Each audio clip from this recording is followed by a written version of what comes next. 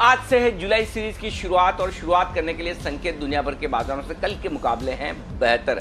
हरे निशान के साथ शुरुआत होने के आसार। उसके बाद बड़ा सवाल ये कि क्या और मजबूती दिखाएंगे या फिर बाजार फंसे रहेंगे रेंज में, और हफ्ते के आखिरी दिन क्या हो ट्रेड, क्या हो सीरीज की रणनीति और कैसे करें अगले हफ्ते की तैयारी, इन सब पर रहेगा खास फोकस। शेयर बाजार लाइव में आप सबका स्वागत है। नमस्कार, मैं हूं अनिल सिंघवी। और नमस्कार, मैं हूं दीपांशु भंडारी। अनिल जी से जानेंगे कि नई सीरीज के लिए आपकी रणनीति क्या होनी चाहिए, बाजार की डायरेक्शन क्या रहने वाली है, ग्लोबल सेटअप आपको कैसा दिख रहा है, नतीजे भी आ रहे हैं तो वहां पर भी चर्चा करेंगे, और आरबीआई की तरफ से बैंक्स के लिए कुछ चेंजेस हो सकते हैं वहां पर भी फोकस करने वाले हैं। तो सर, बहुत सारी बातें करनी है। सबसे पहले बता दीजिए आज के बड़े ट्रिगर्स क्या हैं।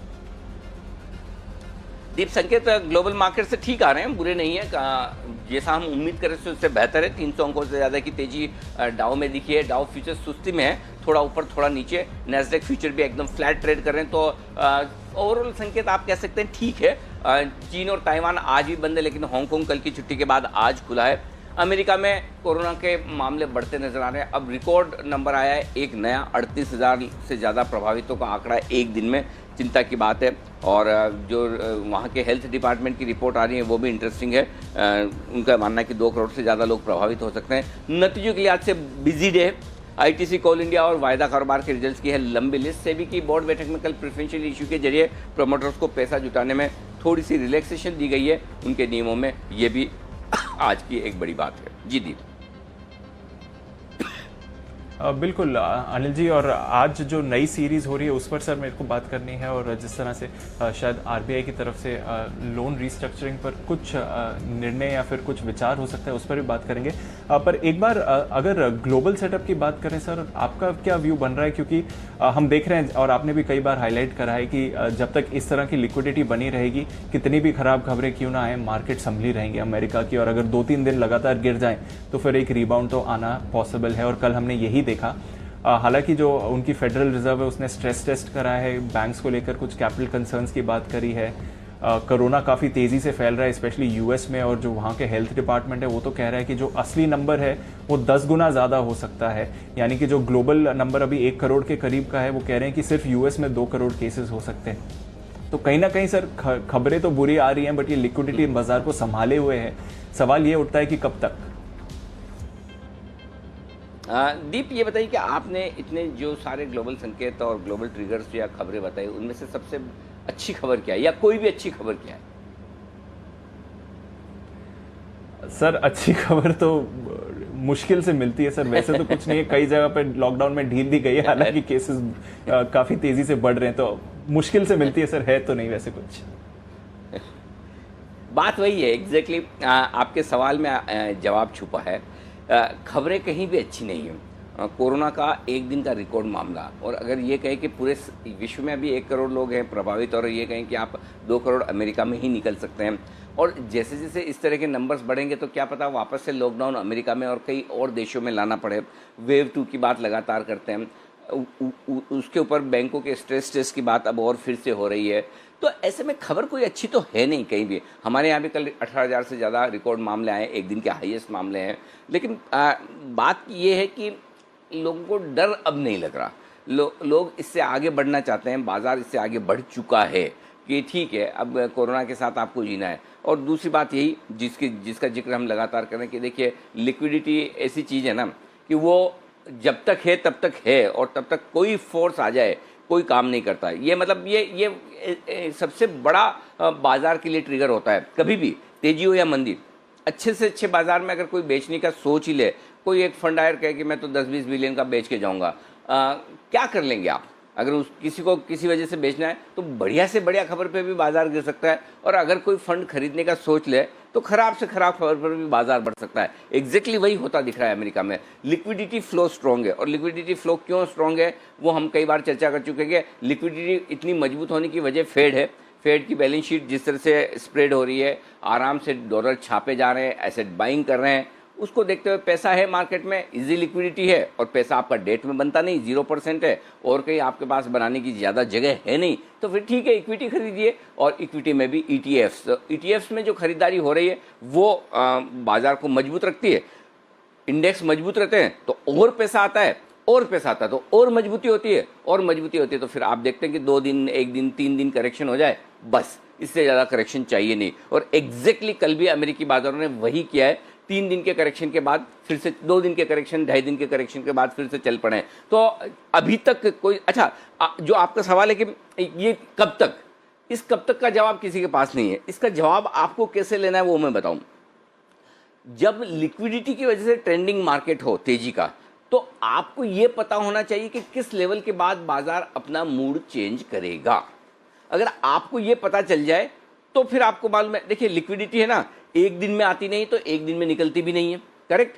एक फ्लो है, एक प्रोसेस है, एक टाइमलाइन है, एक पीरियड है। उसके हिसाब से एक दिन के पैसे से तो बाजार लाइफ टाइम हाई पर नहीं जाएंगे, और एक दिन की बिकवाली से 52 हफ्तों का निचला स्तर नहीं बनाएंगे। तो अब लिक्विडिटी जब, और कई बार ये होता है कि एक आध दिन 2 दिन बिकवाली होती है, आपको लगता है अरे कहीं ऐसा तो नहीं कि हम खराब होने की तैयारी कर रहे हैं, और अचानक से फिर से खरीदारी आ जाती है।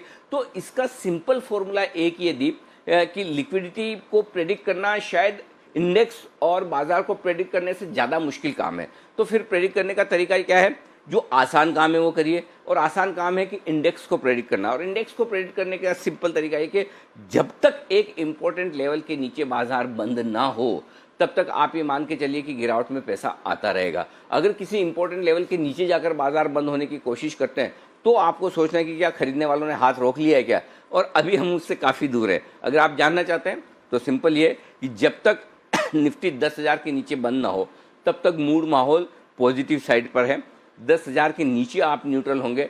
जब तक बैंक निफ्टी 20,500 के नीचे बंद ना हो तब तक आप पॉजिटिव साइड पर हैं। तो ये 2 लेवल हैं जिन पर नजर रखिए, 10,000 और 20,500। इनके नीचे बंद होने पर आपको सोचना है कि लिक्विडिटी ने अपना काम खत्म कर दिया क्या, अब क्या हम फंडामेंटल की तरफ बढ़ेंगे। और जब तक ये नहीं होता है तब तक 200-300 पॉइंट की जो आपकी कुशन है मार्केट में, देखिए इतने ऊपर के बाजारों में आप 200-300 पॉइंट की रिस्क लेकर तो चलेंगे। तो जब तक ये 2 लेवल के नीचे बाजार बंद नहीं होता है तब तक आपको पॉजिटिव साइड पर बाजार में रहना है। ये सिंपल है जी दीप। बिल्कुल, तो ये लिक्विडिटी का ही क्वेश्चन है, और जो अहम स्तर अनिल जी आपको बता रहे हैं जिन पर आपको नज़र रखनी है, वहाँ से आप जज कर सकते हैं कि मार्केट की डायरेक्शन क्या होने वाली है। सर, मार्केट की डायरेक्शन की बात करें तो आज से नई सीरीज शुरू हो रही है, थोड़े कॉन्ट्रैक्ट्स में भी बदलाव हो रहे हैं इस बार। पर सवाल यही पूछना था सर कि मार्च सीरीज में ऑफकोर्स हमने काफ़ी बड़ी गिरावट देखी। हिस्टोरिकली इतनी बड़ी गिरावट बहुत रेयर होती है देखने के लिए, पर अप्रैल, मई और अब जून तीनों ही सीरीज में हमने गेन्स देखी है। हालांकि अगर आप गेन्स देखें तो जो हम अप्रैल सीरीज में खत्म हुए थे 9980 के आसपास का जो हाई था, वहां से जो अब तक का हाई है सिर्फ 5% की ही तेजी है। तो वैसे तो आप देखें तो एक 5% की ही अपसाइड आई है पिछली 2 सीरीज में, बट मूड माहौल बाजार का फिर भी पॉजिटिव ही रहा है, और ये लिक्विडिटी भी उसका एक कंसर्न है। तो आगे जाके फिर कैसा ट्रेंड लग रहा है सर, जहां तक मार्केट्स का मूड है? क्या अब एक रेंज आपको आती हुई दिख रही है नई सीरीज के लिए, या फिर लग रहा है कि एक रेंज ब्रेकआउट फिर से आ सकता है किसी भी डायरेक्शन में? 9,800 10,000 निफ्टी पर इस सीरीज के लिए स्ट्रॉन्ग सपोर्ट जोन रहेगा दीप, और ऊपरी स्तर पर शायद 10,800 11,000 के आसपास जाकर बाजार रुकते हुए दिखें। ये 1000 पॉइंट की रेंज। वैसे मुझे ये अच्छा लगा जब आपने कहा कि सिर्फ 500 पॉइंट ही बढ़ा है। सिर्फ 500 पॉइंट का मतलब 5%। वैसे है ना, कई बार है ना बाजार साल भर तरस जाते हैं 5% के मूव के लिए, लेकिन अगर सीरीज में ही 5% का मूव आए तो फिर दीप क्या कहना, वो भी कम नहीं है। लेकिन क्या है कि हमारी आदत ही हो गई है मार्च के बाद से बड़े मूव देखने की, कि जब तक बड़ा मूव ना दिखे तब तक वो सेटिस्फेक्शन नहीं मिला। 3-4%, अरे ये तो क्या बड़ी बात है, आराम से हो जाता है, और होता भी है, सही भी है, गलत नहीं है। लेकिन जहाँ तक देखिए जुलाई सीरीज का सवाल है, हिस्टोरिकली जुलाई की सीरीज बाजार के लिए अच्छी रही। पिछला साल छोड़ दीजिए, जब बजट आया था उस वजह से बाजार 5-6% गिरे थे, लेकिन 2015, 16, 17, 18, 19, जो भी 15 को छोड़ दीजिए, 16 से 19 तक 4 साल तक लगातार बाजार अच्छे बंद हुए, 5 साल अच्छे बंद हुए। और सबसे बड़ी बात दीप ये है कि जुलाई की सीरीज में जो बंद अच्छे होते हैं उसमें भी एक और अच्छी बात है कि 3 से 6% तक का मूव आता है। तो मतलब मूव छोटा नहीं देता, बड़ा देता है और बढ़िया देता है। अब लेकिन एक चीज़ और है, अगर आप फरवरी मार्च से देखें तो हर ऑल्टरनेट मंथ में बाजार अलग प्रदर्शन कर रहा है। अप्रैल में मार्च में कमज़ोर, अप्रैल में मजबूत, मई में कमज़ोर, जून में मजबूत। तो उस हिसाब से अगर इस फॉर्मूला से जाएं तो आप जुलाई में थोड़े कमज़ोर हो सकते हैं। एनीवे, ये बेसिस नहीं है कि जिस पर आप बाजार के डायरेक्शन को तय करें। बाजार के डायरेक्शन के लिए आज से 2 चीज़ें इंपॉर्टेंट है। पहला, जुलाई सीरीज आमतौर पर मजबूत रहती है, वो आपको देखकर चलना है, पॉइंट नंबर 1।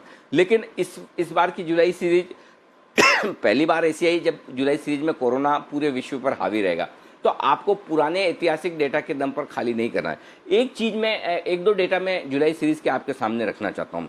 पहली चीज़, जुलाई सीरीज की शुरुआत हम 1,06,00,000 शेयरों के साथ कर रहे हैं, जो कि पिछले 3 सीरीज से सबसे ज़्यादा है और पिछली सीरीज़ के 96 लाख शेयरों के मुकाबले में ज़्यादा। तो इसका मतलब क्लियर कट है कि even market wide position limit आधी की हुई है, उसके बावजूद ज़्यादा स्टॉक्स का रोल ओवर हुआ है। हम स्टॉक्स के मामले में हायर ओपन इंटरेस्ट पर शुरुआत कर रहे हैं, यानी कि ट्रेडर्स का कॉन्फिडेंस स्टॉक्स पर ज़्यादा है, पॉइंट नंबर 1।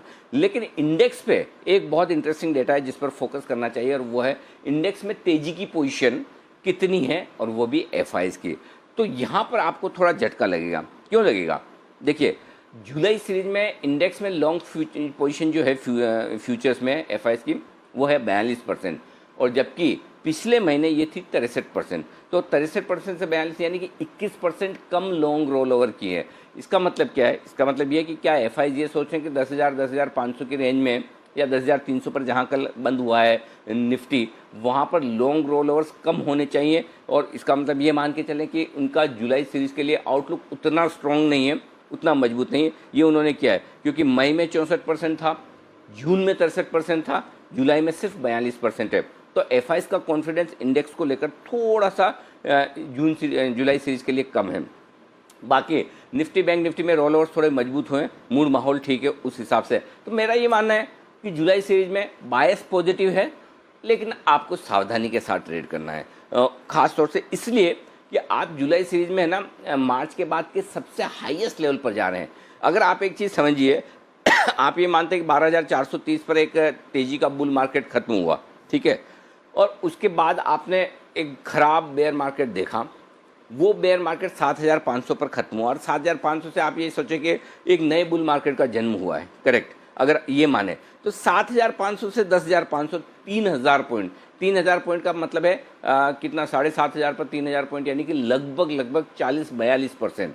40-42% आप अच्छे से अच्छे तेज़ी के मार्केट में रनअप नहीं देखते हैं हम बाज़ार में, बढ़िया से बढ़िया बुल रन में, एकदम मंदी के मार्केट में वो रनअप आता है। तो आप जैसे जैसे अब यहाँ से ऊपर बढ़ेंगे, जुलाई की सीरीज में चैलेंजेस आपके बढ़ेंगे, क्योंकि एक आपके लेवल्स ऊपर है, 2 आपके सामने ज़मीनी हकीकत ज़्यादा नज़दीक आती दिखेगी। अभी तक हम सब अभी भी लॉकडाउन में, लेकिन अब जैसे आज का एग्जांपल लीजिए, ट्रेंड्स फिर से 1 जुलाई से जो शुरू होनी थी नहीं हो रही, मिड अगस्त तक चली गई। तो इसका मतलब क्लियर कट है, लाइफ को बैक टू नॉर्मल आने में थोड़ा वक्त लगेगा। तो मेरा ये मानना है जुलाई की सीरीज़ में जो फर्स्ट हाफ में सीरीज़ के जो तेज़ी बने, उसका फ़ायदा उठाकर आपको ऊपरी स्तरों पर थोड़ा सा हल्का होना चाहिए। उसके बाद आप फंडामेंटल्स को अपना काम करने का इंतज़ार करें। लिक्विडिटी अनाप शनाप तो है नहीं कि चलती रहेगी। उसके बाद जब करेक्शन हो, आप इन्वेस्टमेंट के तौर पर फिर से आप पैसा लगा सकते हैं। ये राय इन्वेस्टर्स के लिए। और ट्रेडर्स के लिए तो सिंपल है, अपना स्टॉप लॉस डिफाइन करें और ट्रेंड के साथ हैं, और ट्रेंड तेज़ी का है तो ट्रेडर्स के लिए तो जब तक रिवर्सल के संकेत ना आए उन्हें सोचने की ज़रूरत ही नहीं है, और आराम से इस तरह का मार्केट तो बेस्ट है ट्रेडर्स के लिए, जहाँ पर आपको मौके बहुत शानदार मिलते हैं, न सिर्फ वायदा कारोबार के शेयरों में, कैश मार्केट के शेयरों में भी। जी दीप। बिल्कुल अनिल जी, तो ये एक बड़ी बात है कि देखना पड़ेगा कि किस तरह से अब एफआई का मूवमेंट रहता है। थोड़े ऐसे संकेत आ रहे हैं कि शायद एक रेंज में बाजार रहे या फिर दबाव आ सकता है, पर जिस तरह से अनिल जी रेंज बता रहे हैं और आज की रेंज की भी चर्चा करेंगे, उन पर नजर रखिए बाजार की अगली डायरेक्शन के लिए। सर, आखिरी चीज आज के सेटअप के बारे में बात करें उससे पहले खबरें आ रही हैं कि जो बैंक्स हैं उनके लिए आरबीआई की तरफ से एक राहत आ सकती है या फिर एक बड़ा संकेत आ सकता है। One time loan restructuring RBI allow कर सकता है, और हमने देखा है कि आरबीआई इस मूव के फेवर में अब तक तो नहीं रहा है, पर जिस तरह से स्थिति बदल रही है इस समय और कोरोना की वजह से परेशानियां आ रही हैं, शायद एक वन टाइम लोन रीस्ट्रक्चरिंग का पैकेज आ सकता है आरबीआई की तरफ से। कितना अहम रहेगा ये सर? देखिए, रीस्ट्रक्चरिंग और सेटलमेंट, ये दो शब्द ऐसे ना, ये दो शब्दों में पॉजिटिविटी छुपी है। पॉजिटिविटी कैसे? रीस्ट्रक्चरिंग किसकी करनी पड़ती है? जिसका स्ट्रक्चर खराब हो। सेटलमेंट किसका करना पड़ता है? जिसके साथ कोई विवाद हो। तो अगर किसी की स्ट्रक्चरिंग, किसी का ढांचा खराब है और आप उसको सुधार रहे हैं, यानी कि आप कुछ अच्छा कर रहे हैं। अगर किसी के साथ विवाद है और उसको आप सेटल कर रहे हैं, तो आप अच्छा कर रहे हैं। तो मुझे ये दो शब्द ही बाय नेचर पसंद है। और अगर आरबीआई को लगता है कि इस वक्त ज़रूरत है बैंक्स और कॉरपोरेट्स को अपने लोन्स को लेकर रिस्ट्रक्चर करने की, अपने जो लोन्स हैं उनको वन टाइम सेटलमेंट करने की, बात को ख़त्म करो, आगे बढ़ो। और ये अच्छा मुद्दा है। नहीं तो होता क्या, देखिए अल्टीमेटली क्या होता है, अगर सपोज किसी कॉर्पोरेट को लोन बकाया है और उन्हें चुकाना है बैंक्स को, एनपीए हो गया अकाउंट, अब कॉर्पोरेट की ताकत एक्स है कि मैं इतना अमाउंट चुका सकता हूँ, बैंक्स को चाहिए एक्स प्लस समथिंग। अब उस बात को लेकर विवाद चलता रहे 2 4 5 साल तक और बात खिंच जाए, उसमें बैंक का पैसा अटका है, न बैंक को उस पैसे पे ब्याज मिल रहा है, न आगे मिलने की संभावना है, लेकिन बैंक को कुछ नियम है उससे बंधे हुए हैं, तो उससे नीचे में सेटल भी नहीं कर सकते हैं।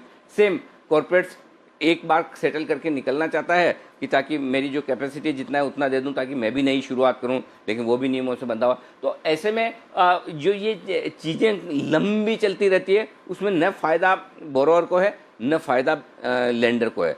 तो इन दोनों के बीच में एक सॉल्यूशन निकालना, लोन्स को वन टाइम रिस्ट्रक्चर करना या फिर सेटल करना, इसको लेकर अगर रूल्स रिलैक्स किए जाएं तो आज के माहौल में बहुत ज़रूरी है। देखिए 2 तरीके के बोरोअर्स हैं। एक वो जो किसी न किसी वजह से गलत बिजनेस डिसीजन हो गया कि आपने सोच के किया था कि ये बिज़नेस अच्छा चलेगा, नहीं चल पाया, या आपने सोचा कि हालात सामान्य रहेंगे, कोरोना आ गया, तो बिजनेस डिसीजन गलत होना वो एक जगह हो सकती है, और वहाँ पर इस तरह की रिस्ट्रक्चरिंग और सेटलमेंट अलाउ आरबीआई करता तो गलत नहीं है। दूसरा इंटेंशनल, जिसे आप विलफुल कहते हैं, अगर वैसा है तो वहाँ पर तो ये फैसिलिटी मिलेगी। तो मेरा ये समझना है कि जहाँ गलत बिजनेस डिसीजंस आपने किसी एजम्पशंस पे लिए थे, कोई सोच समझ के कारोबार किया, बहुत लोगों के बिजनेस गलत होते हैं, कोई पहली और आखिरी बार नहीं हो रहा है, नया नहीं है, लेकिन उससे आगे बढ़ना ये बैंकिंग सिस्टम के लिए भी अच्छा है, कॉर्पोरेट्स के लिए अच्छा है, इकोनॉमी के लिए अच्छा है। तो अगर इस पर कोई बढ़िया फैसला आरबीआई की तरफ से आता है तो मुझे लगता है कि आज बैंकिंग शेयरों पर उस हिसाब से आपको नज़र रखनी चाहिए। ये बैंक्स के लिए एक अच्छा ट्रिगर बन सकता है। जी दीप। बिल्कुल, तो आज बैंक्स पर नज़र रखिए, और जैसे कि अनिल जी कह रहे हैं, किस क्लासिफिकेशन में ये रिस्ट्रक्चरिंग अलाउ होती है वो देखना ज़रूरी रहेगा। पर डेफिनेटली एक सेंटिमेंट बूस्टर ज़रूर हो सकता है और आगे जाकर इसका इम्पैक्ट भी अच्छा हो सकता है। देखते हैं आज आरबीआई से ये डिसीजन आता है कि नहीं। तो चलिए सर, फिर आज के सेटअप की बात करते हैं। जैसे कि हम डिस्कस कर रहे थे, काफ़ी सारी खबरें हैं, काफ़ी सारे क्यूज़ हैं। सेटअप कैसा लग रहा है सर आपको? देखिए ग्लोबल संकेत न्यूट्रल रखे हैं मैंने, इसलिए कि मार्केट अच्छे हैं, लेकिन बाकी संकेतों में दम नहीं है। एफआईएस के संकेत नेगेटिव साइड पे, घरेलू न्यूट्रल है, वायदा कारोबार न्यूट्रल है, सेंटीमेंट न्यूट्रल है, कल कॉशियस था, ट्रेंड पॉजिटिव बना हुआ है, पॉजिटिव ही है। निफ्टी की रेंज 10,175 10,250 आज का सपोर्ट जोन है निफ्टी के लिए, डे सपोर्ट जोन। इसके नीचे फिसले तो 10,075 10,125 मजबूत सपोर्ट जोन का काम करेगा। वैसे वहाँ आएगा नहीं, आएगा तो आपको छोड़ना नहीं है, ले ही लेना है। ऊपरी स्तरों पर 10,375 10,400 बस बहुत हो गया। 10,350 भी आप मान सकते हैं, 10,350 से 10,400 वहाँ पर थकेंगे। अगर पार किया गलती से तो फिर 10,475 10,550 परफेक्ट सेल जोन है, जहाँ पर आपको प्रॉफिट बुक भी करना है और एग्रेसिव ट्रेडर है, शॉर्ट भी करिए, बिल्कुल डरिए मत, घबराइए मत। बैंक निफ्टी 21,250 21,425 ये छोटी रेंज है जहाँ पर, और बहुत नज़दीक की भी, जहाँ पर सपोर्ट जोन है। इसके नीचे ट्रेड करने के बाद ही आपको कमजोरी का पहला संकेत आएगा, तब 20,900 21,000 मजबूत सपोर्ट के तौर पर काम करना चाहिए। मैं कह तो सकता हूं कि वहां पर खरीदना ही चाहिए और पक्के तौर पर लेना चाहिए, लेकिन ये बैंकिंग शेयरों को लेकर अगर क्या डेवलपमेंट होता है वो एक रिस्क है। अदरवाइज 20,900 21,000 मजबूत सपोर्ट जोन है खरीदारी के लिहाज से। ऊपरी स्तरों पर 20,750 20,950 दिन के ट्रेडर्स के लिए प्रॉफिट बुकिंग का जोन है, जो और हायर रेंज अगर इसके पार निकले तो 22,250 22,450 मजबूत सेल जोन है, जहां पर आपको प्रॉफिट बुक करना चाहिए, शॉर्ट भी करना चाहिए, पक्के तौर पर बेचना चाहिए। ये आपके लिए सारी रेंज और सारे ऊपर के और नीचे के जोन हो गए। ये है दीप, और पुट कॉल रेशियो 150 पर है, ठीक है। विक्स वहीं कोई खास फर्क नहीं, 1% ऊपर आया है। जी बिल्कुल, तो ये तो रही आज की अहम सपोर्ट जोन्स और रेजिस्टेंस लेवल्स। जिनकी एग्जिस्टिंग पोजीशन है सर, उन्हें क्या ध्यान में रखना चाहिए? देखिए जिनकी एग्जिस्टिंग तेजी की पोजीशन है उनको स्टॉप लॉस रखना चाहिए, 10,175 रखना है, माफ़ कीजिएगा मैंने 10,400 लिखा है, 10,175 आपका स्टॉप लॉस का लेवल होगा एग्जिस्टिंग पोजीशन पर, 10,175 इंट्राडे भी और क्लोजिंग भी। बैंक निफ्टी पर 21,300 आज दीप, देखिए मैंने बहुत छोटे स्टॉप लॉस दिए, 10,250 10,175 ही दिया है, कोई बहुत बड़ा स्टॉप लॉस नहीं है। बैंक निफ्टी पर मुश्किल से 200 पॉइंट नीचे का स्टॉप लॉस दिया, क्योंकि मुझे ज़्यादा है ना स्टॉप लॉस देना ही नहीं है, लंबा देना ही है। तो 21,300 आपका स्टॉप लॉस, शॉर्ट साइड पर 10,400 और 21,700 बहुत परफेक्ट स्टॉप लॉस निकल कर आ रहा है दीप, स्पेशली बैंक निफ्टी के। बैंक निफ्टी तो आज है ना, आप 2 लेवल नोट कर लीजिए बहुत अच्छे से। 21,700 के ऊपर बैंक निफ्टी आज बंद होता है तो ये वीकली एक्सपायरी है, सॉरी वीकली क्लोजिंग है, और ये अगले हफ्ते के लिए कमाल कर देगा। 21,300 के नीचे बंद होगा तो थोड़ा सा अगले हफ्ते के लिए कमजोरी का संकेत देगा कि फिर यार 22,000 22,500 पार करने में थोड़ा वक्त लगेगा टाइप्स, वो फीलिंग आएगी। तो बैंक निफ्टी ये दोनों लेवल बहुत बढ़िया निकल कर आ रहे हैं क्लोजिंग के। निफ्टी के लिए उतने साफ लेवल नहीं है, लेकिन अगर फिर भी लेना चाहें तो 10,200 और 10,500 ये है 300 पॉइंट की रेंज है, इसलिए मैंने बैंक निफ्टी का ही जिक्र किया। अब आइए नई पोजीशंस कैसे बनाएं। निफ्टी खरीदना है 10,175 के स्टॉप लॉस के साथ, 10,350, 10,400, 10,475 और 10,500 ये 4 टारगेट हैं आज आपके लिए ऊपर के निफ्टी में, ठीक है। और जो लोग शॉर्ट करना चाहते हैं, अब उन्हें ये सोचना है कि शॉर्ट कहाँ करना है। ठीक है, मेरा बस चले तो मैं बोलूँ कि 10,500 मिल जाए वहाँ शॉर्ट करें, लेकिन वो 10,500 इतना आसानी से मिलेगा क्या, डाउटफुल है। दूसरा, मिलेगा तो आपकी हिम्मत होगी क्या, उससे बड़ा डाउट वहाँ पर है। अब आपको है ना 10,375 के ऊपर से शॉर्ट के बारे में सोचना शुरू कर देना चाहिए। तब आपको क्या करना है, सपोज 10,375 आ गए, तब आपको देखना है कि बाकी ग्लोबल मार्केट्स कैसे हैं, डाउ फ्यूचर्स वगैरह कैसे हैं। अगर आपको बहुत डाउ फ्यूचर ढीले लग रहे हैं और 10,350 हमारे यहाँ जाए, 10,375 आ जाए, तो वहीं से ही आप थोड़ा प्रॉफिट बुक करने का सोच सकते हैं।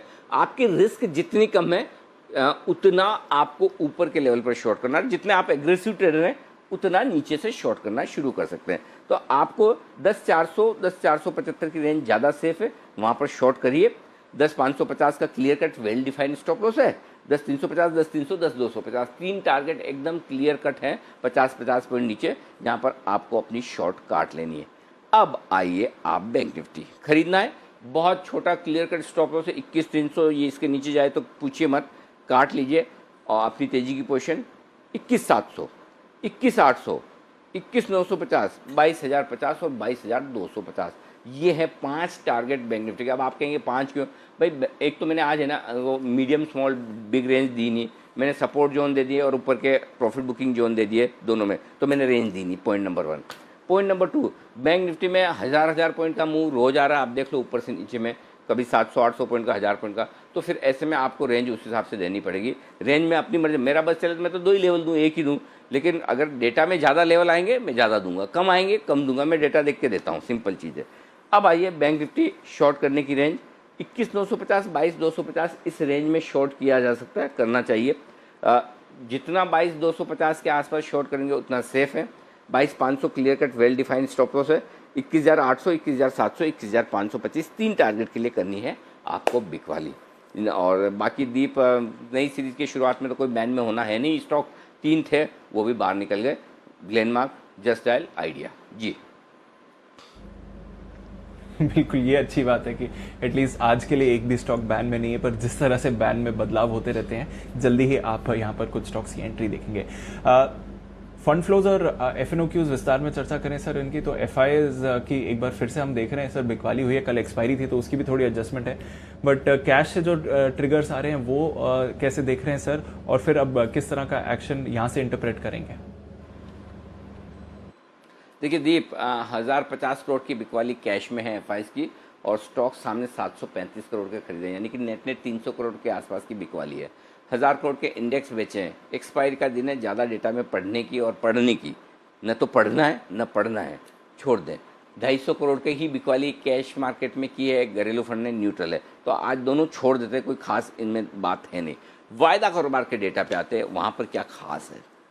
पॉइंट नंबर 1, वीकली सीरीज के हिसाब से जो रेंज निकल कर आ रही है वो 10,000, 10,500 की है, ठीक है। 10,300 आपके लिए एक तरह से निर्णायक लेवल है, जहाँ 8 लाख शेयर पुट में है, 9 लाख शेयर कॉल्स में है, लेकिन डेटा बहुत कम है, 13, 14, 15 लाख शेयरों का ही ओपन इंटरेस्ट है सीरीज़ के पहले दिन, तो बहुत ज़्यादा इसमें कुछ पढ़ना नहीं है। दूसरा, बैंक निफ्टी में आई है, वहाँ किसी में भी 1.5-2 लाख से ज़्यादा किसी स्ट्राइक प्राइस पर है नहीं, तो इसलिए पहले दिन वायदा कारोबार के डेटा बहुत छोटे हैं, जो आपको कोई डायरेक्शन नहीं दे रहे। देखिए, मैं वायदा कारोबार में जितने ज़्यादा डेटा होते हैं उतने ही ज़्यादा मैं डायरेक्शन के हिसाब से कंफर्टेबल होता हूँ, क्योंकि अगर डेटा जितने ज़्यादा हैं उतना आपको, वो कहते हैं ना कि देखिए कई बार वो इलेक्शन के बाद एग्जिट पोल नहीं करवाते हैं अपने, तो एग्जिट पोल करवाते हैं मूड जानने के लिए। तो मूड जानने के लिए जितना एग्जिट पोल आपका सैंपल साइज़ बड़ा होगा उतना सही निकलने के चांस बढ़ जाता है। ठीक उसी तरह से जब हम बाजार का प्रेडिक्शन कर रहे हैं, जितनी ज़्यादा पोजीशन होगी उतना प्रेडिक्शन आसानी से होगा। कम पोजीशन में क्या होता है, बाजार किसी भी दिशा में वोलेटाइल हो सकता है और आपको गलत साबित कर सकता है। तो इसलिए मुझे ना मज़ा जब आता है जब डेटा ज़्यादा हो। तो अनफॉर्चुनेटली आज सीरीज़ का पहला दिन है, न निफ्टी में न बैंक निफ्टी में बहुत ज़्यादा डेटा है। तो जब डेटा कम है तो हम लेवल्स के साथ जाएंगे, और लेवल्स हम डिस्कस कर चुके हैं, उन्हीं पर हमें फोकस करना है। जी बिल्कुल अनिल जी, तो आज के लिए पहली दिन है सीरीज की, तो देखते हैं किस तरह का एक्शन आता है और फिर थोड़ा ट्रेंड और क्लियरली पता चलेगा। पर सर, कई सारे नतीजे आए हैं, आज भी कई सारे आने वाले हैं। अपोलो हॉस्पिटल्स, इसके जो नतीजे आए और काफी एक्शन हमने स्टॉक में देखा है, कैसे देख रहे हैं सर? रिजल्ट ठीक है, ऑपरेशनली रिजल्ट अच्छे हैं, उम्मीद से बेहतर हैं। अच्छा, अभी एक चीज़ और दीप है, आप जिन कंपनियों के रिजल्ट देख रहे हैं, रिजल्ट के साथ साथ आपको एक चीज़ और देखनी पड़ेगी, टेलविंड, यानी कि आगे के लिए क्या कुछ है इन रिजल्ट्स में। अगर किसी कंपनी के मार्च तिमाही के रिजल्ट अच्छे भी आ गए, लेकिन कोरोना के समय ये तिमाही, अगली 2-3 तिमाहियाँ गड़बड़ होने वाली है, तो फिर आपके लिए उन रिजल्ट्स का कोई मतलब नहीं है। अब एक चीज़ हॉस्पिटल स्टॉक्स के लिए अच्छी बात जो है वो ये है कि पहली चीज़, कोरोना के समय में भी ये पैसा कमा रहे हैं, बिजनेस चल रहा है। दूसरी चीज़, कोरोना के बाद, कोरोना के जाने के बाद भी इनका बिजनेस कम नहीं होगा, बढ़ने ही वाला है। कोरोना है ना, चले जाएगा लेकिन कुछ तो छोड़ जाएगा पीछे अपने, और वो कुछ बीमारियां जो छोड़ के जाएगा वो हॉस्पिटल्स के लिए तो अच्छा ही है, हॉस्पिटल के लिए कहीं कोई दिक्कत वाली बात नहीं। तो मुझे लगता है कि इनके लिए आगे भी ट्रिगर्स अच्छी परफॉर्मेंस के हैं। कामकाजी मुनाफा काफ़ी बेहतर आया, उम्मीद से बेहतर आया, लेकिन अब यही है कि स्टॉक में ऊपरी स्तरों से प्रॉफिट बुकिंग भी आ सकती है। तो मेरा ये समझना है, मैं कैश के लेवल दे रहा हूँ आज 1400 रुपये आपके लिए स्ट्रॉन्ग सपोर्ट का काम करेगा, पॉइंट नंबर 1। ऊपरी स्तरों पर 1525 के आसपास जा सकता है। इस रेंज के बाहर 50-60 रुपये इस रिजल्ट्स के दम पर स्टॉक चल सकता है, कोई बड़ी बात नहीं है, लेकिन उसके बाद हो सकता है प्रॉफिट बुकिंग आए, तो 1500-1525 की रेंज में प्रॉफिट बुकिंग आ सकती है। इस रेंज को ध्यान में रखें और इस रेंज के जिस तरफ कहीं बाहर निकले वहाँ पर फिर बड़े मूव का इंतजार करें। Otherwise 1400-1525 trading range Apollo hospital. जी, ये है आपके लिए अपोलो हॉस्पिटल्स पर है, एक रेंज है, देखते हैं कि इस रेंज में किस तरह का मूवमेंट आता है नतीजों के दम पर चलिए कुछ और स्टॉक्स हैं जिनके नतीजे आए थे जो आज ट्रेड में रिएक्ट करेंगे। खबरें कई सारी आई हैं और ब्रोकरेज एक्शन भी भरपूर है आज। तो हमारी पूरी रिसर्च टीम हमारे साथ है बताने के लिए आपको। मानसी, कुशल, पूजा और साथ ही आशीष हमारे साथ जुड़ रहे हैं। मानसी, आपसे शुरुआत करते हैं। गुड मॉर्निंग, आज के अहम ट्रिगर्स और कुछ और नतीजों के बारे में बताइए। बिल्कुल, गुड मॉर्निंग दीपांशु। आज आरबीआई की एक बोर्ड बैठक होने जा रही है, कुछ अहम मुद्दों पर चर्चा होगी, साथ ही वन टाइम लोन रिकास्ट पर भी चर्चा होने वाली है। कोरोना के बाद इस तरह की एक बैठक पहली बार हो रही है जिसमें लोन रिकास्ट को लेकर चर्चा होती हुई दिखेगी। इसके अलावा कैश सेगमेंट की एक लंबी लिस्ट है जिसके नतीजे आ जाने वाले हैं। कुछ चुनिंदा नाम कजारिया सिरेमिक, आईआरसीटीसी, हडको, oil India, EIH, Emami, McDowell holding जैसी कंपनियों के नंबर्स और कई सारे नंबर्स कैश स्पेस में आ जाने वाले हैं। इसके अलावा कल बाजार बंद होने के बाद जो नंबर्स आए उसमें सबसे पहले अशोक लेलैंड, आप देखिए अनुमान से बेहतर नतीजे देखने को मिले हैं। कंपनी के मुनाफे को अगर देखें तो यहाँ पर जहाँ 68 करोड़ के लॉस का अनुमान हम लगा रहे थे, कंपनी ने 57 करोड़ का लॉस देखा है। इसके अलावा आय की अगर बात करें तो अनुमान 3,395 करोड़ का था, लेकिन 3,838 करोड़ की आय कंपनी के आते हुए दिखी है और मार्जिन 11.1% से 4.7% तक आते हुए दिखे हैं, जबकि हम अनुमान 2.4% की लगा रहे थे। कंटेनर कॉर्प अगर इनकी आय को छोड़ दें नतीजे बेटर हैं। आप देखिए कंपनी के मार्जिन जो हैं 25.5% से 30.2% पर जाते हुए दिखे हैं, 22.9% का हमारा अनुमान था। मुनाफे के फ्रंट पर 237 करोड़ का अनुमान था, 294 करोड़ का मुनाफा कंपनी ने देखा है और कंपनी की आय जो है करीब 14.5% गिरती जरूर देखने को मिली है। गैलेक्सी सर्फेक्टेंट्स के कंपनी के नतीजे अच्छे रहे हैं। मार्जिन 14% से 15.7% पर जाते हुए दिखे हैं। मुनाफे में 10% का इजाफा देखने को मिला, हालांकि आय जो है 3.7% की गिरावट यहां पर जरूर देखने को मिली है। सिंटेक्स इंडस्ट्रीज कमजोर नतीजे रहे हैं। कंपनी की आय 24% गिरती हुई हमने देखी। मार्जिन नेगेटिव 1.7% से नेगेटिव 19% पर जाते हुए दिखे हैं और कंपनी का लॉस जो है 91 करोड़ का मुनाफा था, उससे 294 करोड़ के नुकसान में कंपनी आती हुई, यानी कि मुनाफे से घाटे में कंपनी आती हुई दिखी है। ताज जीवी के होटल्स कंपनी के कमजोर नतीजे रहे। आय करीब 12.6% गिरती हुई दिखी है। कंपनी के मार्जिन 25% से 20% रह गए हैं। वहीं मुनाफे के फ्रंट पर 60% की गिरावट, 10 करोड़ से कंपनी का मुनाफा महज 4 करोड़ रह गया है। स्टार सीमेंट फ्लैट नंबर्स रहे हैं। कंपनी की आय 2.8% बढ़ी है। कंपनी के मार्जिन 23.8% से 22.7% पर रहे हैं और कंपनी का मुनाफा 4.5% गिरता हुआ देखने को मिला है। और अंत में इंसेक्टिसाइड इंडस्ट्रीज देखिए कमजोर नतीजे हैं कंपनी के। लॉस कंपनी ने देखा है 28 करोड़ के प्रॉफिट के सामने 7 करोड़ का नुकसान इस बारी कंपनी झेल रही है। कंपनी के मार्जिन 15% से नेगेटिव 1% पर जाते हुए दिखे हैं और रेवेन्यूज के फ्रंट पर इजाफा जरूर हुआ है। 19% की बढ़त कंपनी की आय में देखने को मिली है। बिल्कुल, तो ये है कुछ नतीजे जिन पर आपकी नजर रहनी चाहिए। ऐसी नतीजों की लंबी लिस्ट कुशल के पास भी है। गुड मॉर्निंग कुशल, बताएं।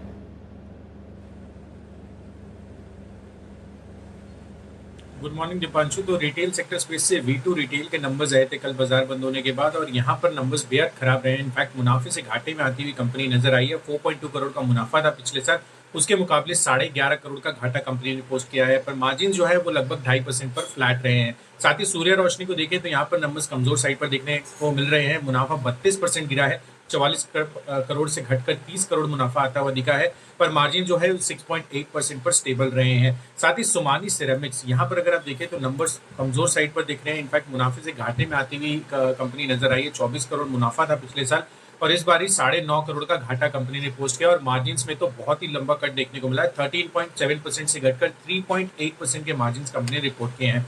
वराक इंजीनियरिंग, इसके भी नंबर्स आए हैं पर इसमें जो है जो नया अकाउंटिंग स्टैंडर्ड है AS 116 वो इंक्लूडेड है।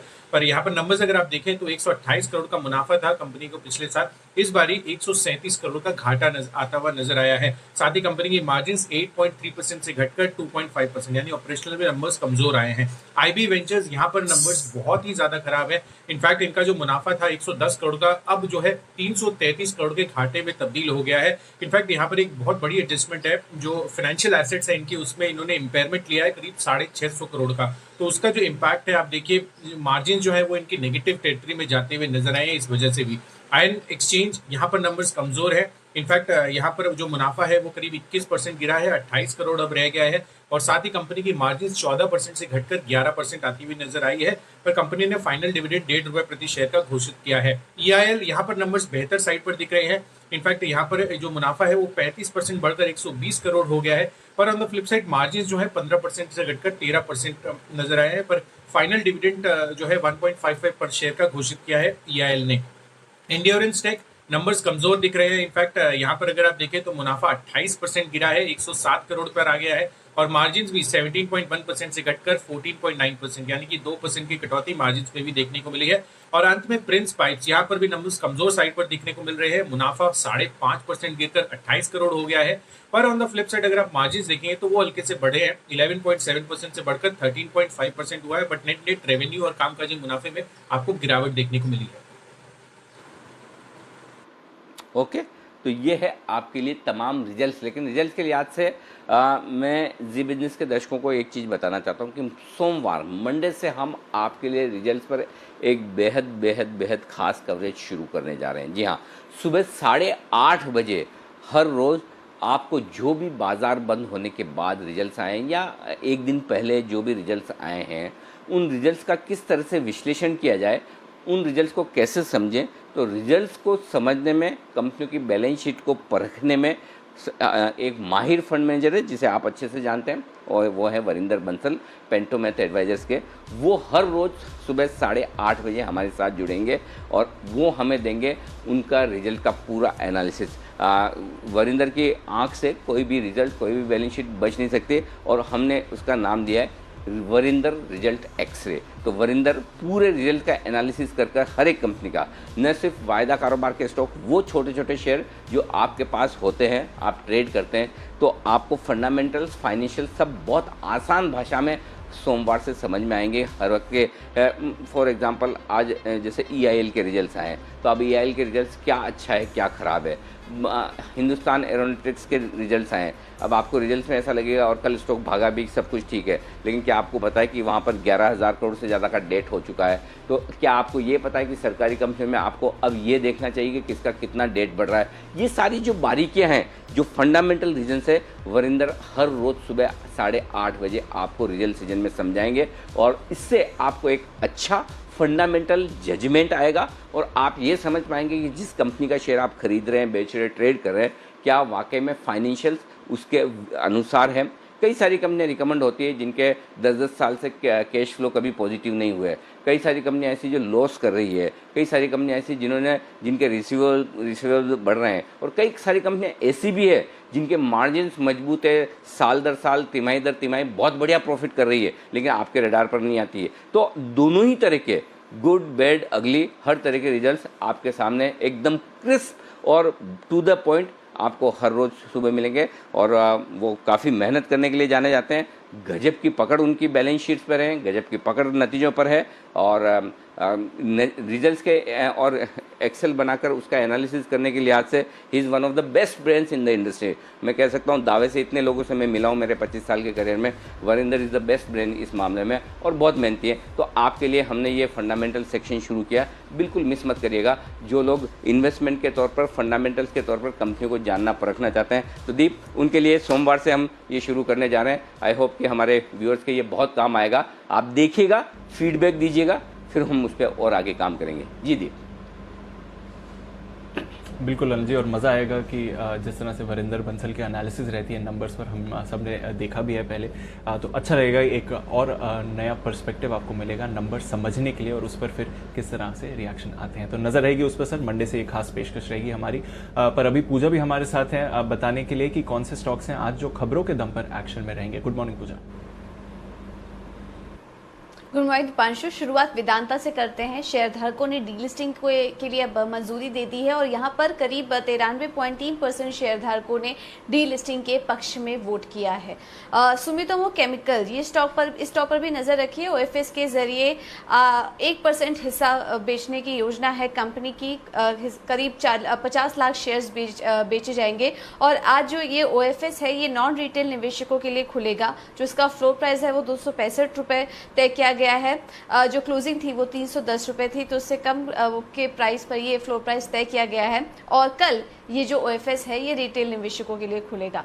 PNC इंफ्रा कंपनी को एक ऑर्डर मिला है NHI से, करीब 1412 करोड़ का LOA यानी कि लेटर ऑफ अवार्ड मिला है। यूपी के मेरठ नाजिबाबाद हाईवे के लिए कंपनी को ये ऑर्डर दिया गया है। तो आज इस स्टॉक पर भी इसका एक असर देखने की उम्मीद है। IRCTC पे नजर रखिए। रेलवे ने 1 जुलाई से लेकर 12 अगस्त के बीच की जो रेगुलर ट्रेनों के टिकट हैं उनको कैंसिल कर दिया है और कैंसिल टिकट के आपको 100% रिफंड भी दिए जाएंगे। इस बीच सिर्फ स्पेशल ट्रेनें की जो घोषणा की गई थी सिर्फ वही चालू रहेगी, लेकिन बाकी जो रेगुलर ट्रेनें हैं उनके टिकट्स यहां पर कैंसिल कर दिए गए हैं। आंध्रा पेपर्स, कल नॉन रिटेल निवेशकों के लिए OFS खुला था और ये जो OFS है ये 3.34 गुना सब्सक्राइब हुआ है और आज ये रिटेल निवेशकों के लिए खुलेगा। फ्लोर प्राइस इसका 186 रुपये प्रति शेयर तय किया गया है। कुछ फंड एक्शन और प्रमोटर एक्शन भी देखने को मिले हैं। SH Kelkar HDFC mutual fund ने कुछ बिकवाली की है, करीब 14 लाख शेयरों की बिकवाली की है। 58 रुपये 41 पैसे प्रति शेयर के भाव पर ये बिकवाली देखी गई है। और प्रमोटर एक्शन की बात करें तो जामना ऑटो प्रमोटर ने 22 से 24 जून के बीच करीब 5 लाख शेयरों की खरीदारी की है। आशियाना हाउसिंग में भी प्रमोटर्स ने खरीदारी की है। 11 जून को करीब 2 लाख शेयर्स की खरीदारी हुई है प्रमोटर्स की तरफ से।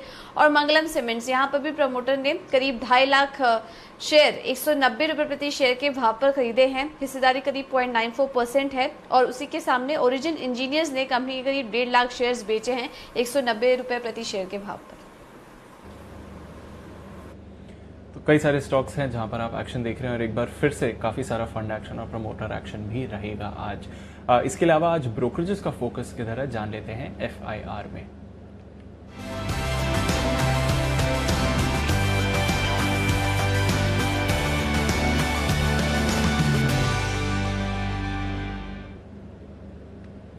गुड मॉर्निंग आशीष, बताइए कौन से स्टॉक्स पर रिपोर्ट्स हैं आज?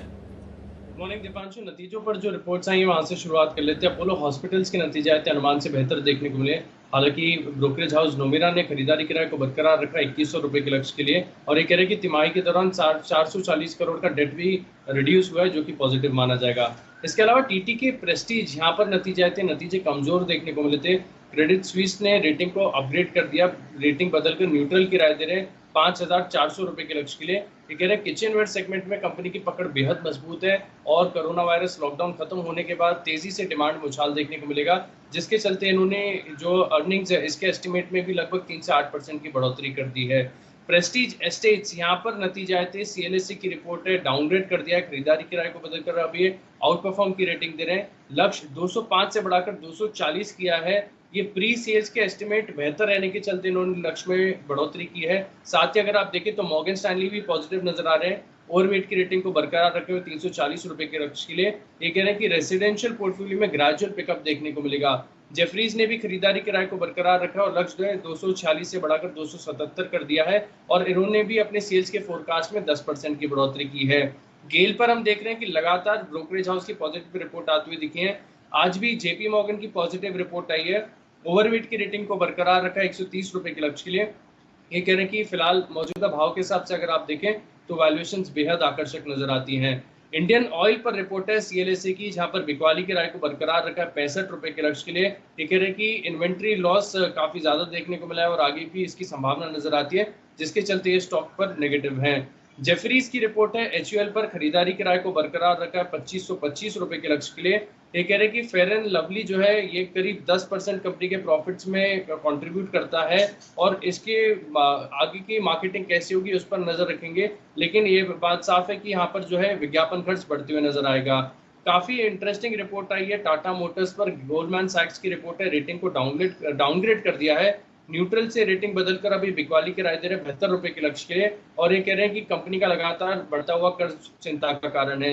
इसके अलावा आज आईटी सेक्टर भी फोकस में रहेगा। मॉर्गन स्टैनली की रिपोर्ट है जहां पर ये लिखा है कि एक्सेंचर की तीसरी तिमाही के नतीजे अनुमान से बेहतर देखने को मिले हैं। हालांकि अगली तिमाही के लिए एक्सेंचर की तरफ से जो गाइडेंस आई वो नरम देखने को मिली है, लेकिन Q4 के लिए मजबूत बुकिंग है, जो कि भारतीय कंपनियों के लिए अच्छी मानी जाएगी। तो कुल मिलाकर आईटी सेक्टर पर पॉजिटिव रिपोर्ट है मॉर्गन स्टैनली की। ओके, तो ये है आपके लिए तमाम स्टॉक्स पर आज रिपोर्ट्स। ओके, आइए अब करते हैं शुरुआत आज के सेशन की पिक ऑफ द डे के साथ।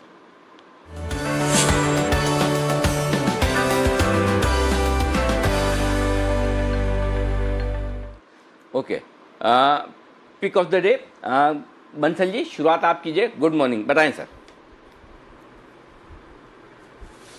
Very good morning Anil ji. Pick of the day से पहले एक छोटा सा अपडेट है अनिल जी। हमने पिछले 2-3 दिनों में चेन्नई पेट्रो, एमआरपीएल और इंजीनियर्स इंडिया रिकमेंड किया था। कुछ स्टॉक ऊपर से नीचे आए हैं, पर टेक्निकल और अनिल जी फंडामेंटल इंटैक्ट हैं। पीएसयू बीटन डाउन स्पेस है और काफी लोगों को ये समझ में नहीं आ रहा है।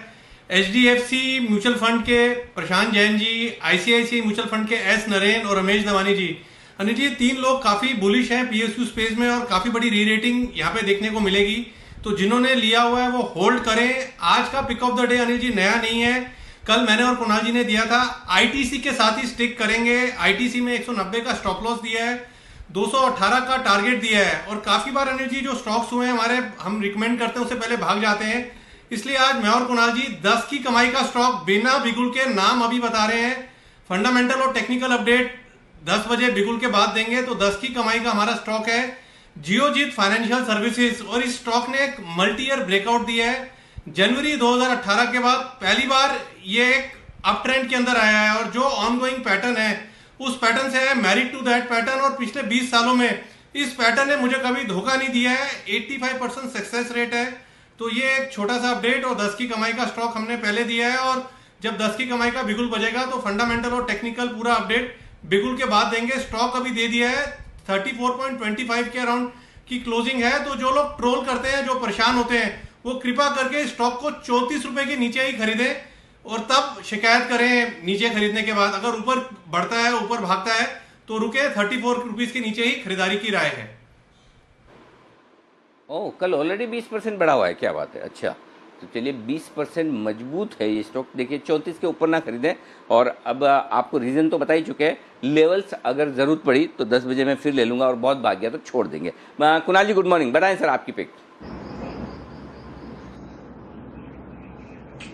Good morning Anil ji, good morning Deepanshu. Anil ji मेरी भी पिक वही है जो कल मैंने और राकेश जी ने पिक ऑफ द डे में दी, और वो थी आईटीसी, जहां पर के 218 रुपए का हमारा टारगेट इंटैक्ट है। स्टॉक में कल एक बड़ी तेजी देखने को मिली, तो वहां पर 218 के टारगेट से बाय करें। और ये जियोजीत फाइनेंशियल सर्विसेज जिसकी चर्चा अभी राकेश जी कर रहे थे अनिल जी देखिए, जब से ये लॉकडाउन हुआ है लोगों के पास दो ही काम है, एक तो घर में बैठकर खाना पीना है, और दूसरा अनिल जी जी बिजनेस देख रहे हैं लोग बड़े पैमाने पर। बहुत सारे लोग जो पहले जी बिजनेस नहीं देखते थे, बिजनेस चैनल्स नहीं देखते थे, वो अब बड़ी शिद्दत के साथ जी बिजनेस देख रहे हैं, ट्रेडिंग कर रहे हैं। एक अनुमान के हिसाब से अनिल जी 15 लाख नए ट्रेडिंग अकाउंट खुले हैं इस पीरियड में। तो अनिल जी उस वजह से बहुत सारे लोग ब्रोकिंग अकाउंट्स और ब्रोकिंग कंपनीज में काम कर रहे हैं, उनका रेवेन्यू बढ़ रहा है। तो जियोजीत फाइनेंशियल सर्विसेज आज की 10 की कमाई का शेयर है, और उसकी सारी डिटेल्स हम लोग 10 की कमाई के सेगमेंट में देंगे। ठीक बात है, चलिए तो बहुत अच्छी बात है। आइए वागले साहब के लिए बिगुल। Good morning sir. बिगुल तो बज ही चुका है। गुड मॉर्निंग सर, दीजिए अपनी pick of the day. Anil ji good morning, Deepanshu good morning. मेरा बाय कॉल है एस्कॉर्ट्स में। ये बेसिकली स्ट्रॉन्ग स्टॉक है, मुझे लगता है ये आउट परफॉर्मर है साल के लिए, और ट्रेडिंग बेट भी है। 1031 का बंद है, मेरा 1008 का स्टॉप लॉस है, और मेरा टारगेट है 1080। मुझे लगता है आज और मंडे में ये टारगेट आना चाहिए। टारगेट क्या बताया सर? 1080। ओके 1080 और 1008। हाँ 1030 के आसपास खरीदना है। Sumit ji good morning sir, बताइए आपका pick of the day. Good morning Anil ji, good morning, नमस्कार। आज का पिक ऑफ द डे में मेरे को ऐसा लग रहा है कि बायोकॉन को लेना चाहिए। बायोकॉन एकदम तेजी के ट्रेंड के अंदर में है।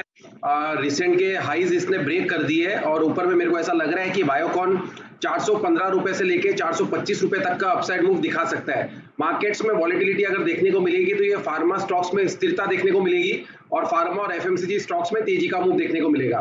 तो बायोकॉन यहाँ पे चार्ट्स के ऊपर अच्छा लग रहा है। 400 404 के आसपास इसके अंदर खरीदारी बनती है। नीचे में स्टॉप लॉस बनेगा 388 390 रुपीस का, और ऊपर में 415 रुपए से लेके 425 रुपए तक का अपसाइड मूव बायोकॉन के अंदर देखने को मिल सकता है।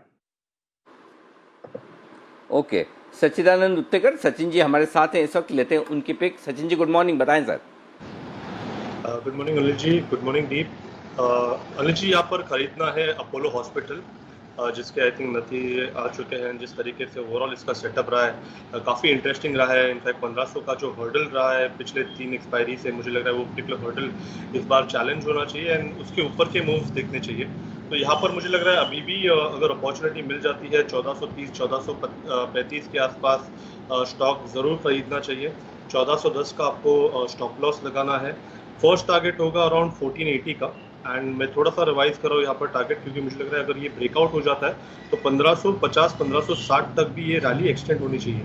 तो अगर आज अच्छी अपॉर्चुनिटी मिल जाती है, अगर मॉर्निंग सेशन में ही ये स्टॉक मिल जाता है, तो 1410 के स्टॉप लॉस के साथ इसे रिटेन कीजिए 1560 के पोजिशनल टारगेट के लिए। ओके तो ये है आपके लिए अपोलो हॉस्पिटल। 1465 1480 के टारगेट के लिए आपको करनी है खरीदारी। 1410 पर लगाइएगा stop loss. Good morning Siddharth sir, Siddharth ji हमारे साथ हैं, बताइए सर आपका पिक ऑफ द डे कौन सा होगा?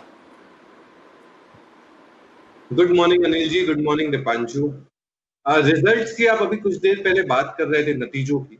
तो नतीजे स्कैन करते करते एक कंपनी ऐसी हाथ लगी है जिसके नतीजे प्रॉफिटेबिलिटी बम्पर हुई है, और जिसके नतीजे, जिसके फंडामेंटल्स बहुत अच्छे हैं, वो है अल्काइल अमाइन। जी हाँ, स्पेशलिटी केमिकल की कंपनी, और स्पेशलिटी केमिकल में हम अपना दमखम रखते हैं। अल्काइल अमाइन मुनाफों की बात करें तो 170% Q4 में मुनाफा बढ़ा है। पूरे साल के मुनाफों की बात करें तो 130% मुनाफा बढ़ा है। 2650 के टारगेट से अल्काइल अमाइन, हाँ जरा सा रेवेन्यू फ्लैटिश सा है, बट मुनाफा बम्पर आया है 170% से 2650। निवेश की राय है 2650 के टारगेट से अल्काइल अमाइन खरीद सकते। ओके, अल्कल अमन्स यहाँ पर निवेश की राय है आपके लिए सिद्धार्थ जी की तरफ से खरीदारी करने के लिए आज से। तो ये हैं वो स्टॉक्स जहाँ पर एक्शन रहेगा। आइए अब कुछ और स्टॉक्स जहाँ पर खबरों के दम पर एक्शन है या नतीजों के दम पर वो ले लें। अशोक ले लें, नतीजे अच्छे दिख रहे हैं, कामकाजी मुनाफा सब कुछ उम्मीद से बेहतर आता हुआ दिख रहा है। जरा सचिन जी चार्ट देखिए और बताइए क्या यहाँ पर खरीदारी बन सकती है? Anil ji, I am really sorry, थोड़ा सा मेरा डेटा अपडेट हो रहा है, थोड़े ग्लिचेस थे, तो एक 5 मिनट और लूंगा मैं। Data just process. नहीं, आप टाइम भले लो, लेकिन है ना, ये टाइम सचिन जी आपको जितना लेना है लो, लेकिन प्लीज़ ये डेटा अपडेट ये शब्द यूज़ मत करो। इसने कल रात को मेरी नींद खराब की है और मैं वो वापस से याद नहीं करना चाहता। मतलब एक्सपायरी के दिन इतना लेट फाइल आता है। मतलब मैं आज अगर मैं ना मेरी स्लिप ऑफ टंग हो जाए, कुछ एक आध दो सेंटेंस उल्टे मैं बोल दूँ, कुछ बाय को सेल को बाय बोल दूँ तो माफ़ कर दिया, क्योंकि रात भर में सो नहीं पाया। और एक तो क्या होता है, अब 50 साल की उम्र के बाद में मालूम है, अगर एक सही टाइम पे ना सो तो उसके बाद रात भर नींद आती नहीं है। तो आप बिलीव नहीं करेंगे, कल मैंने रात को 12:30 पौन बजे डेटा एनालिसिस करके सारा ये शीट बनाया। हालांकि 11:45 बजे के आसपास शीट आ गई थी एनएससी की तरफ से। फिर देवांशी ने डेटा वो बनाकर फिर मुझे भेजे, उन्होंने भेजे, उसके बाद मैंने बनाए, मैंने एनालिसिस किया। तो इसलिए प्लीज़ बाकी और कुछ भी करिए, डेटा एनालिसिस का नाम मत लीजिए। वो कल की यादें ताज़ा हो रही, मेरे आँखों में आज भी आपको लग रहा होगा थोड़ी बहुत नींद दिख रही होगी। लेकिन अशोक लेलैंड पर राय तो लेनी है। अशोक लेलैंड के चार्ट देख। जी हाँ सचिन जी बोलिए। जी सर, सेम पेन था कल रात को, मैं भी 1 बजे ही सोया हूँ, बट सॉफ्टवेयर का डेटा अपडेट होना है, एक्सेल्स ऑलरेडी अपडेट हो चुके हैं, बट चार्ट के बारे में बात करनी है तो चार्ट अपडेट होना चाहिए, तो वो थोड़ा सा टाइम ले रहा है। ठीक है, ये देखो कुणाल जी भी आंखें मल रहे हैं, देख लीजिए। कुणाल जी, आपको कौन सा एफएनओ का डेटा एनालिसिस करना होता है जो आप आंखें मल रहे हो? आप तो आराम से सोए होंगे, या बेबी सिटिंग में तो बिजी नहीं थे आप? अनिल जी मुझे ट्वीट पढ़ने होते हैं, अनिल जी मुझे ट्वीट पढ़ने होते हैं आपके, राकेश जी के, संदीप जी के, जो कि रात भर ट्वीट करते रहते हैं। तो पढ़ते पढ़ते अनिल जी 1-1:30 बज जाता है। चलिए बढ़िया। वागले साहब जरा अशोक लेलैंड के, अच्छा 1 मिनट, वागले साहब के पहले कुछ बंसल जी बोलना चाहते हैं। जी बंसल जी बोलिए। देखिए अनिल जी, आपने फिर प्रूव कर दिया कि आप अपने पैनलिस्ट को उनके बैटर आपसे आधा जानते हैं। देखिए कुणाल जी आंखें मल रहे हैं क्योंकि ये बेबी सिटिंग करते हैं अनिल जी रात को। वो तो मुझे समझ में आ गया था, लेकिन आइए अशोक लेलैंड, वागले साहब जरा इसके चार्ट देखकर बताइए आज कितना बढ़ सकता है? अनिल जी, अशोक लेलैंड एक दायरे में है, 50 रुपए ऑन द डाउन साइड, 55 रुपए 56 रुपए ऑन द अप साइड। ये दायरे के पार निकलने के बाद ही इसमें बड़ी मूव आ सकती है। तो मुझे लेना है तो 56 के मैं ऊपर ही लेने की सलाह दूंगा, अदरवाइज वो ये रेंज में रह सकता है। अगर न्यूज पॉजिटिव है और 56 के ऊपर सस्टेन करता है तो 53 के स्टॉप लॉस से ले 61, 62, 63 के टारगेट्स देखने को मिल सकते हैं, बट अगर उसके ऊपर सस्टेन नहीं करता है तो अवॉइड करना चाहिए। ठीक बात है, तो अवॉइड करें, ज़्यादा बढ़िया है आपके लिए। कॉनकोर इस स्टॉक पर और साथ ही सरकारी कंपनियां जो एक्शन में दिख रही है, सिद्धार्थ जी आपकी राय चाहता हूँ, क्या करना चाहिए? रिजल्ट्स ठीक हैं, मतलब बहुत अच्छे नहीं तो बहुत खराब नहीं, मिले जुले से कह सकते हैं कॉनकोर के। जी बिल्कुल अनिल जी, मिले जुले से नतीजे हैं और मुझे लगता है कि अभी इस पे निवेश नहीं करना चाहिए। हो सकता है कि फंडामेंटल्स आने वाले समय में और इम्प्रूव हो, तब जाके इस पे कॉल ले। जैसे आप बता रहे हैं पीएसयू कंपनियां, तो 2 पीएसयू कंपनियों का जिक्र करूंगा अनिल जी यहाँ पे, जो हमें बहुत अच्छी लगती है, जो हमें लगता है कि फंडामेंटली बहुत स्ट्रांग है। एक कंपनी जो कुणाल जी राकेश जी ने कुछ दिन पहले ही अभी रेकमेंड किया था, वो है इंजीनियर्स इंडिया। इंजीनियर्स इंडिया मुझे लगता है कि बहुत बेहतरीन पीएसयू कंपनी है, ऑयल एंड गैस कंसल्टेंसी का बिजनेस में है और बहुत अच्छी कंपनी है medium to long term perspective से। साथ ही साथ भारत इलेक्ट्रॉनिक, जिस हिसाब से सरकार ने डिफेंस में अपना प्राइवेटाइजेशन को खोल के रखा है और जिस हिसाब से मुझे लगता है कि आने वाले समय में डिफेंस में इंडिजिनाइजेशन, जो भारत में जो मैन्युफैक्चरिंग होगी उस पर जो जोर दिया जाएगा, भारत इलेक्ट्रॉनिक भी पीएसयू स्पेस में बहुत अच्छी है। तो बीईएल और इंजीनियर्स इंडिया।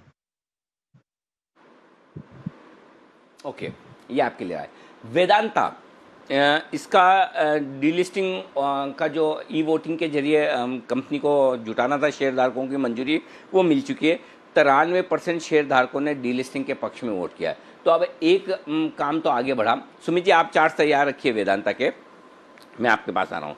कि पहली चीज़ तो ये कि 93% शेयर धारक चाहते हैं कि डीलिस्टिंग हो। इसका मतलब डीलिस्टिंग तो होने की संभावना बनती है। लेकिन अब दूसरा सवाल जो है वो प्राइसिंग का। अब 93 में कोई भी मुझे नहीं लगता कि ऐसे शेयर होल्डर होंगे जो ये चाहते होंगे कि 111 पर डीलिस्टिंग हो। डीलिस्टिंग तो सबको यहाँ से ऊपर चाहिए और प्रीमियम पर चाहिए। अब वो कब कैसे होगी उसकी एक प्रोसेस है, वो हम प्रोसेस भी आपको आगे बताएंगे। लेकिन फिलहाल एक बाधा पार हुई डीलिस्टिंग की तरफ से, स्टॉक मजबूती के साथ धीमे धीमे बढ़ रहा है। 87 रुपये 40 पैसे की फ्लोर प्राइस रखी है, उससे देखिए बढ़ते बढ़ते 111 आ गया और शायद और आगे बढ़ेगा भी, ये दिख रहा है। तो ऐसे में सुमित जी जरा बताइए कहाँ तक जा सकता है वेदांता का शेयर, क्या खरीदना चाहिए, यदि हाँ तो स्टॉप लॉस टारगेट?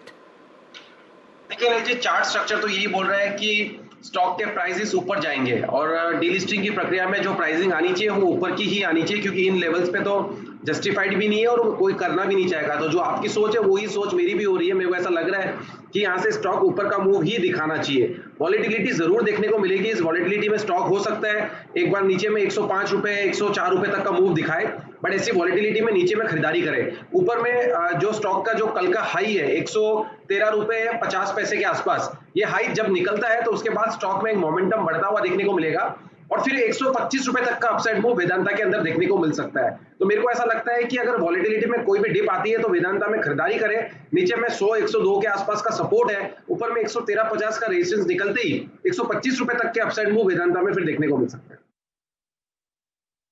ओके, 113.50 के बाद नॉन स्टॉप भागेगा, ये है मानस सुमित जी का वेदांता। कल हमने कल के 2000 में भी दिया था, आज मजबूती के साथ खुलना चाहिए। 113 117 के टारगेट छोटे छोटे वाले हैं जहां पर आप प्रॉफिट बुक कर सकते हैं और उसके बाद लंबे टारगेट के लिए होल्ड करें, ये प्रोसेस जब तक कंप्लीट ना हो।